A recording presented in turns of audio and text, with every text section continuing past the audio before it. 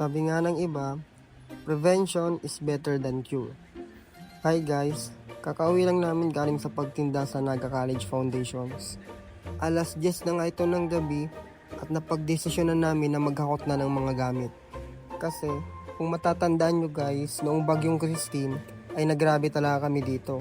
Halos bubong na lang yung kita sa bahay namin.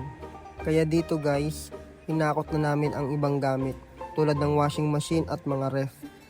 Tapos ang ibang gamit binalot na lang namin ng plastics. Ang katulong ko pala sa paghakot ng gamit, itong dalawang kapatid ko. Maraming salamat mga bro. Dito pala namin dinala yung mga gamit sa bahay ng asawa ng kambal ko guys. Ayan, double check lang at baka may nalimutan pang mga gamit. Pati router ng wifi ay binalot ko na rin. Guys, mag-prepare na rin kayo. Huwag na natin hintayin pang bagyo bago tayo gumawa ng aksyon. Yun lang, maraming salamat at mag-ingat po tayong lahat.